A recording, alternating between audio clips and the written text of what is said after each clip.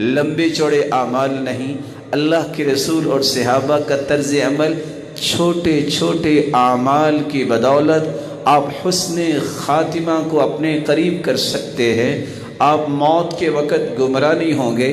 سب سے پہلا کام، آپ وضو تو کرتے ہیں، وضو کرنے کے بعد جو شخص یہ پڑھ لے سبحانک اللہم وبحمدک اشہد ان لا الہ الا انت استغفرک واتوب الیک، صرف اتنے کلمات، اے اللہ تو پاک ہے، اے اللہ تیری تعریف کے ساتھ ہی تیری ثنا کرتے ہیں، میں گواہی دیتا ہوں میرے مالک کہ تیرے سوا کوئی عبادت کے لائق نہیں، میں تیری طرف ہی لوٹتا اور رجوع کرتا ہوں، توبہ کرتا ہوں اور اپنے گناہوں کی بخشش مانگتا ہوں۔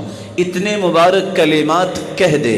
حدیث کہتی ہے کتب فی رق ثم جعل فی طابع فلم یکسر الی یوم القیامہ، اللہ عز و جلال اس نیکی پہ مہر لگا دیتے ہیں، ایسی مہر لگاتے ہیں جو قیامت تک ٹوٹتی ہی نہیں، قیامت تک وہ نیکی محفوظ ہو جاتی ہے۔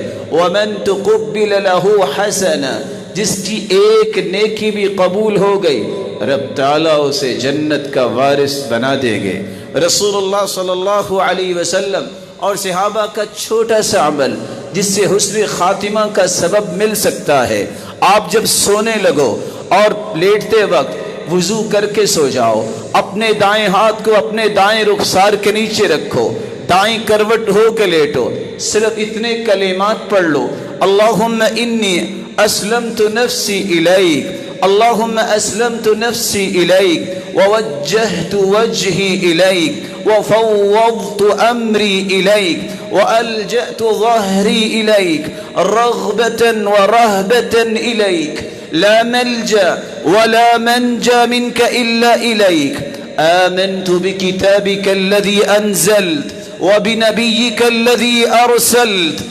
اتنے کلمات کہہ دو، اللہم انی اسلمت وجہی الیک، اللہ میں نے اپنا چہرہ تیری طرف لگا دیا ہے، ووجہت وجہی الیک، میرا تو رخ بھی تیری طرف ہی ہے، وفوضت امری الیک، میں نے زندگی کے سارے معاملات تیرے سپرد کر دیے ہیں، والجأت ظہری الیک، میرا سہارا بھی تو ہی ہے، رغبتا ورہبتا الیک، اللہ خوف بھی تیرا، امید بھی تجھ سے ہی، لا ملجا ولا منجا منک الا الیک، تو ہی میرا ملجا و ماوا ہے، تو ہی مجھے دنیا اور آخرت میں مصیبتوں سے نجات دے سکتا ہے۔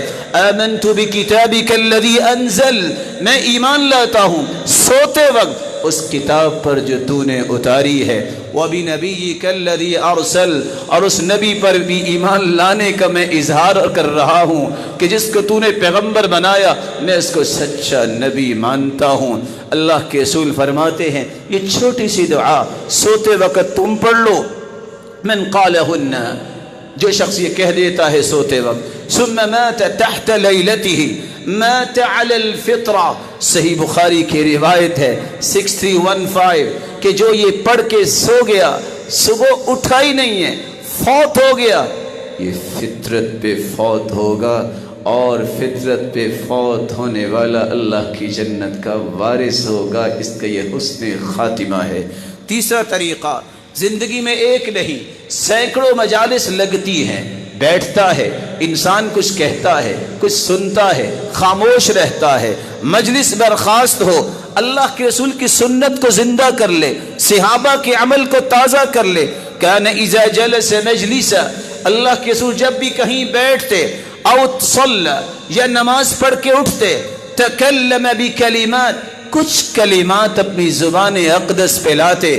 سیدہ عائشہ رضی اللہ تعالی عنہ فرماتی ہے میں نے سوال کیا، صحیح النسائی کی روایت ہے 1344، اللہ کے پیارے پیغمبر آپ مجلس سے اٹھتے وقت کیا فرماتے ہیں؟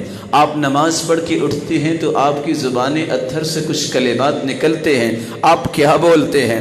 آپ نے مسکرا کے فرمایا میں یہ بولتا ہوں سبحانک اللہم وبحمدک استغفرک واتوب الیک، اللہ تیری ہی پاکیزگیوں کو میں بیان کرتا ہوں، اے اللہ تو ہی اس لائق ہے کہ تیری ہی تعریفیں کی جائیں، تیری تعریفوں اور پاکیزگیوں کے بعد میری ایک گزارش ہے، میرے گناہوں کو معاف کر دے، میں تیری طرف ہی توبہ کرتا ہوں۔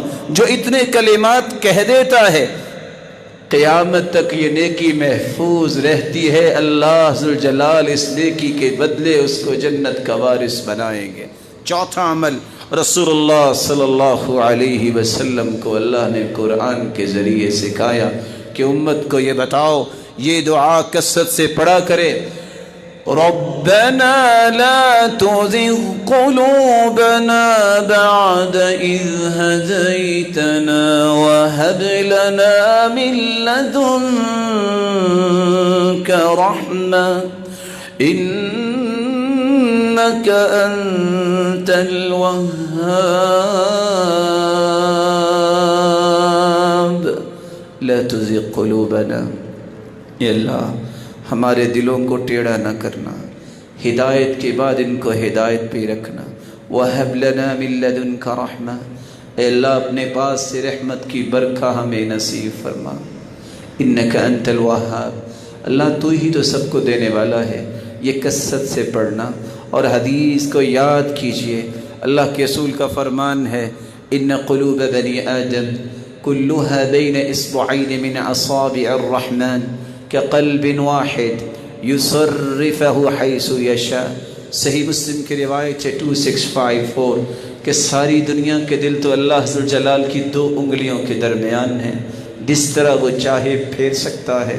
اس لیے ربنا لا تزغ قلوبنا بعد اذ ہدیتنا وہب لنا من لدنک رحمہ انک انت الوہاب کے ساتھ ساتھ یہ دعا بھی چلتے پھرتے پڑھنے کو معمول بنائیے۔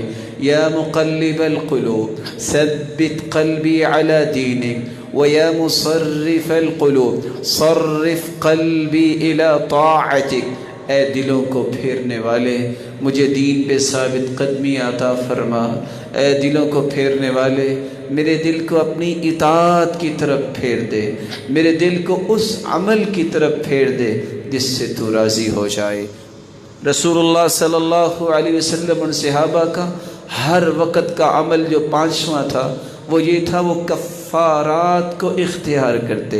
کس اعتبار سے؟ رسول اللہ صلی اللہ علیہ وآلہ وسلم کا فرمان ہے، اتانی اللیلہ ربی تبارک و تعالی، صحیح الجامع کی روایت ہے 59، مجھے رات کو خواب میں میرا رب دکھائی دیے۔ اور کیسے؟ فی احسن صورہ، میں نے اپنے رب کو خواب میں دیکھا اور میرے رب نے فرمایا جو بہت خوبصورت شکل میں تھے، یا محمد، اے محمد، هل تدری فیما یختصم الملأ الاعلی، آپ کے علم میں ہے کہ ملأ اعلی فرشتوں کی آپس میں بحث کس بات پہ ہوتی ہے؟ قلت لا، مجھے نہیں علم۔ فوضع یدہ بین کتفی، اللہ ذوالجلال نے اپنا مبارک ہاتھ میرے دونوں کندھوں کے درمیان رکھا، حتی وجدت بردہا بین ثدیی، میں نے اپنے پورے سینے میں اس ہاتھ مبارک کی ٹھنڈک کو محسوس کیا۔ فعلمت ما فی السماوات وما فی الارض، اللہ نے جو مجھے سکھانا تھا وہ سکھا دیا اور مجھے وہ علم ہو گیا۔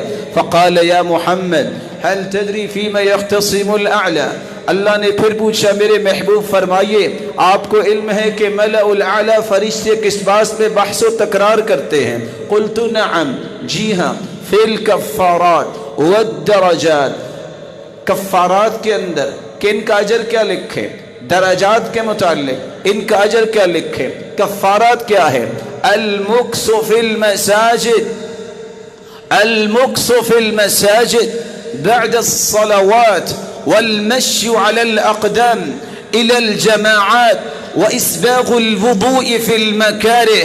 3 چیزیں، نماز پڑھ کے مسجد میں بیٹھے رہنا اور پیدل چل کے مسجد میں جانا اور سخت سردی میں بھی وضو کرنا۔